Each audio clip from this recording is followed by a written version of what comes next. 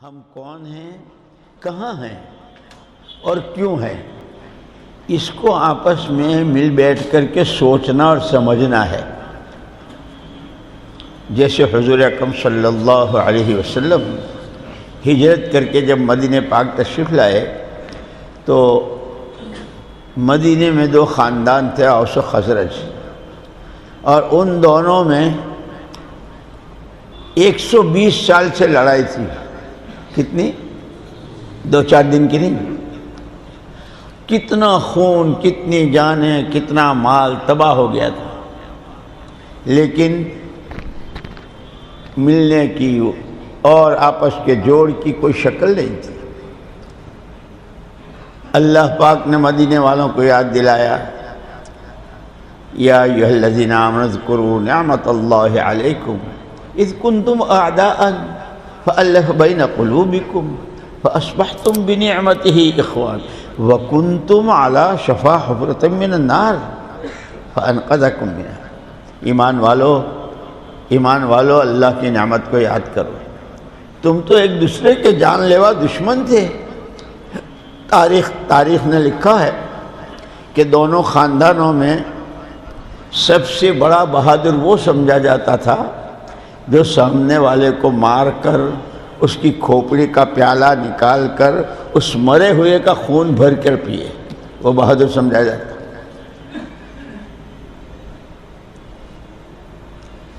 اللہ نے تو نعمت یاد دلائی کہ تم تو بالکل ایسے تھے جہنم کے کنارے کھڑے تھے، اور حضور پاک صلی اللہ علیہ وسلم نے فرمایا مالی اراکم وانتم تتقحمون فی النار وانی آخذ بحجزکم۔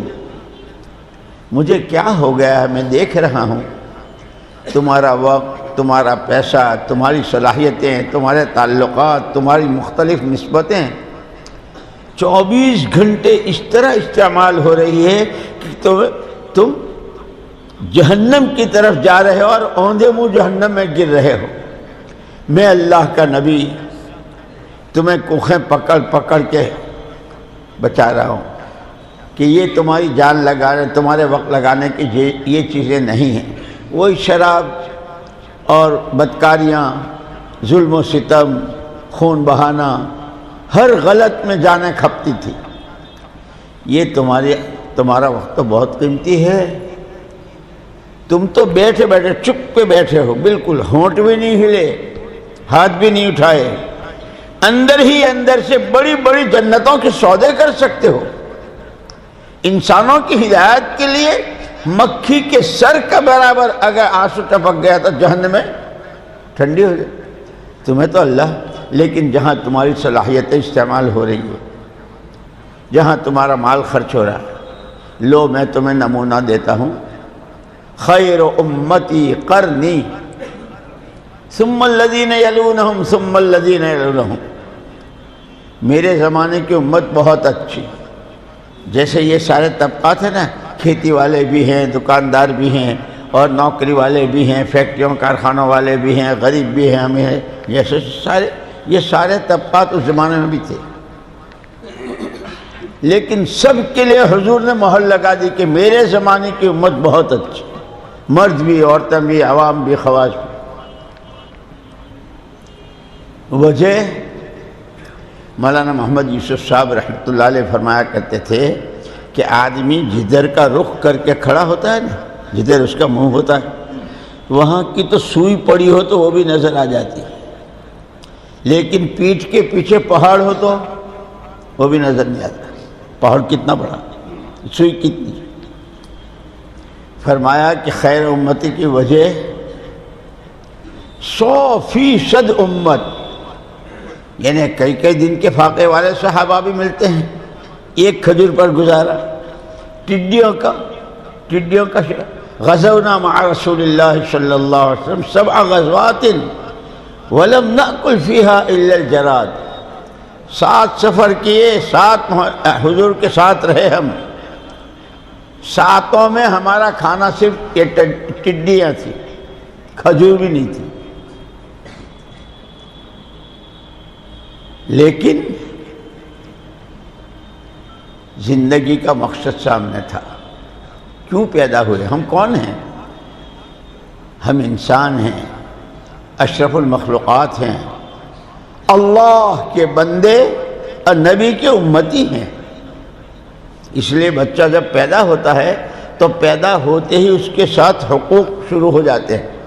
ان کا پوتا، اس کا نواسا، ان کا بھانجا، ان کا بھائی ہوتے ہیں نا، تو ان سب کے حقوق ہوتے ہیں، کیونکہ تمام دنیا ہے ہی حقوق کے ادا کرنے کی جگہ، بدلہ اس کا آخرت میں ہے۔ اسی لیے حقوق العباد کا بہت بڑا مسئلہ بتایا، حزب العظم کی دعاؤں میں ہے، اللہم انی اعوذ بک من ان اکسب خطیئتا او ذنبا لا تغفرہ، اے اللہ تیری پناہ ایسی غلطی سے، ایسے گناہ سے کہ جس کو تو بھی معاف نہ کرے۔ اللہ معاف نہ کرے؟ اللہ تو سب معاف کرتے، شرک کو بھی توحید سے بدل دیتے، کہ وہ کون سا گناہ کہ بندوں کے حقوق اللہ نہیں معاف کریں گے، بندوں ہی سے دلوائیں گے۔ اسی لیے دنیا حقوق کے ادا کرنے کی، مسجد کا حق ہے، راستے چلتے ہیں اس کا حق ہے نا؟ حضور اکرم صلی اللہ علیہ وسلم تشریف لے جا رہے تھے، ایک اونٹنی نے شکایت کی حضور سے، یہ مجھ سے کام بہت لیتا ہے اور خوراک پوری دیتا نہیں ہے۔ حضور نے پوچھا یہ کس کی ہے؟ ایک صحابی سامنے آیا، اللہ کے سنگے، بھائی یہ شکایت کر رہی ہے تو کام زیادہ لیتا ہے اور اس کو پورا پیٹ، جانور تک کا حق بتایا۔ اسی لیے حضور اکرم صلی اللہ علیہ وسلم نے مدینہ پاک تشریف لا کر ان میں آپس میں جوڑ پیدا کرنے کے لیے، محبتیں پیدا کرنے کے لیے کپڑے نہیں بانٹے، زمینوں کے ٹکڑے نہیں بانٹے، یہ تم رکھ لو، یہ تم رکھ لو، لڑو مت، یہ نہیں کیا۔ بنیادی طور پر دو چیزیں بتا دی۔ پورا جو حضور نے ہجرت کے بعد مدینہ والوں سے خطاب کیا تھا، بہت لمبا خطاب تھا، اس میں بنیادی بات تھی، من اصلح ما بینہ وبین اللہ اصلح اللہ ما بینہ وبین خلقہ، او کما قال علیہ السلام۔ جس بندے بندی نے اپنا معاملہ اللہ سے صحیح کر لیا، دلوں پر قبضہ اللہ کا ہے، وہ اللہ تمہارے ساری مخلوق کے درمیان کے معاملات کو صحیح کر دیں گے۔ اس لیے صحابہ کی سیرت میں ہے نا، انسان تو انسان، یہودی مدینے میں آتا تھا تو وہ یہ کہتا تھا کہ دیکھے تھے بہت لوگ، لیکن محمد صلی اللہ علیہ وسلم کے ساتھی سب ایسے معلوم ہوتے ہیں جیسے ایک ہی ماں باپ کی اولاد ہوں۔ اس لیے حضور اکرم صلی اللہ علیہ وسلم نے مدینہ منورہ میں جو ماحول بنایا، ہر محلہ، ہر محلے کی ہر گلی، ہر گلی کا ہر گھر، ہر گھر کا ہر فرد، کیا مرد، کیا عورت، کیا بچے، ایک ہی کلمہ تھا سب کی زبان پر، ہم سب سے پہلے بندے اللہ کے، اور جس سانس ہم اللہ کے بندے ہیں اسی سانس ہم محمد الرسول اللہ صلی اللہ علیہ وسلم کے امتی ہیں۔